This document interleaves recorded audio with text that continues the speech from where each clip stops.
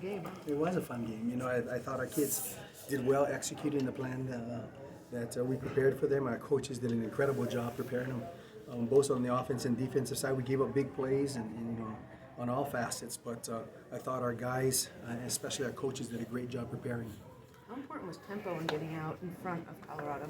You know, I thought we needed to have a change in that, and that was one of the changes that I wanted to get done, and the kids were excited just because I think there's so many kids that played in that system prior for coming from high school. I think they're used to that, and so that tempo helped us, especially keep the defensive balance. Is that really gratifying? You do so many changes, you don't have a bye week, extra time to practice this, and everything works to plan, it looks like? Absolutely. You know, it's the plays haven't changed. The tempo changed, the play calling changes. It is gratifying. I'm crossing my fingers on the sideline, hoping it works, you know.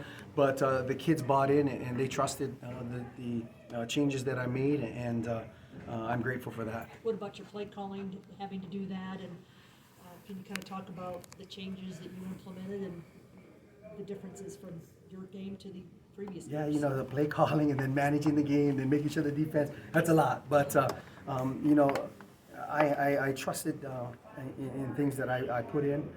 I trusted that the kids were going to execute. I trusted that Trenton was going to execute exactly what I wanted, and we had those talks. Don't do more than you needed to do. Just stay with me, and I'll kind of guide you through the game.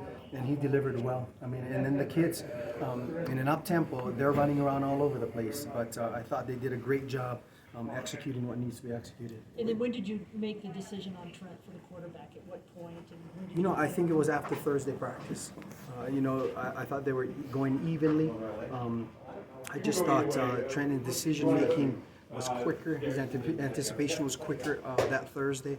And so and that's the choice that I made to it. And it's hard for Emory, and we had that talk. And the thing about Emory, he told me, Coach, I don't want to do the 2 series, 1 series.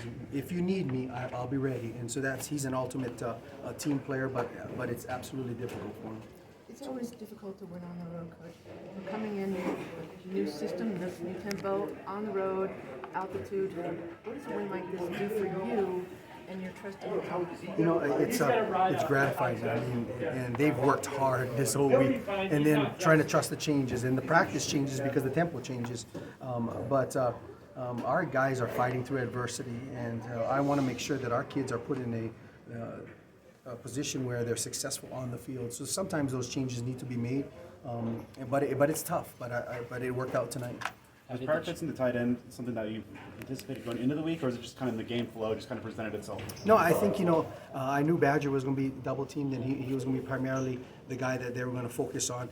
Our tight ends were, I think, underutilized in some instances, and I think they're athletic enough and big enough, and so I wanted to make sure that there were mismatches, and you saw them all over the field. There was mismatches that we could take advantage of. So what do you think about Jalen Kleiner's performance? Absolutely fantastic. You know, Jalen was a quarterback, and you know he likes to play in that flow. When he went up in that corner and made that play, it was just it was incredible to see, and he was happy. And I seen smiles on their faces. To me, football is football, but when you see smiles on your kids' faces and they're having fun, that means more to me than anything else. How big was that interception by Edmonds with Colorado having that momentum, and then he gets the interception, and then you guys are able to Yeah, score? I mean, Chris has done a great job. He's come up and you know, saved some runs, made that interception. You know, we can't just put them away. I just want to stay up 3 scores, but then they come back and it goes down to wire. So these guys are like cardiac kids, you know, but that helped a lot. Can you talk about the call when they had cut the lead and you needed to get that first down there, and it was a throw, I guess, to Messiah? You Yes. wanted to try and run with the clock. Can you kind of talk about that call? You know, you always think, well, you have to run the ball out so the clock gets going, right? But I also understand that they're on the defensive side. They're going to probably move up in the box and put more guys in the box. And I'm always a numbers guy, and I thought we had better numbers throwing that to the tight end. Just because if we had to, we could go top shelf on him because he's a big guy. And so if we missed, I knew if we missed, we would miss high.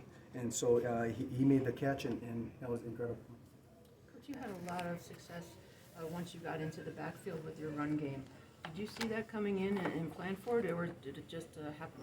No, you know, with this kind of tempo offense, you know, you keep on. You're going to lose a couple, but I wanted to make sure that we kept them going. There are two big guys running the whole time, and hopefully by the third, fourth quarter they'll be tiring out, and then we can get on them. But I'm a running back coach by trade, and so I'm going to make sure that I run the football for sure. Coach, how do you use a win like this to really build momentum and try to string together some wins here at the end of the season? Absolutely. You know, we got a tough game coming up against UCLA. It was a disappointing loss last week, and I thought we could have strung out 3 games going into UCLA. But a win this week, I'll get on the plane, I'll look at the corrections, and then we'll get to UCLA. But that's a big game for us. It's Parents Weekend. Our guys play up to that level, and so I want to see what happens come Saturday. With Trenton, you picked him for specific reasons. What of those reasons did you see show up during the game? You know, because I trusted his decision making, his anticipation. Quarterbacks have moxie, and it's hard to explain because that word is such a cliche. But you know, you see quarterbacks that have that little moxie, that have something of that it factor a little bit. I knew that he was comfortable with the system that I incorporated, and so that's the reason why I went with him. What made you know that he was comfortable with your system? You know, just the way he understood what I was trying to do.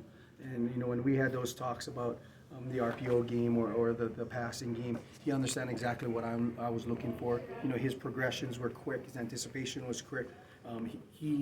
When you have almost a coach on the field at the same time, understanding exactly what the schematics that I want to get done, it makes it a lot easier. I know this is right after the game, but does that performance do anything in terms of your quarterback decisions in the future?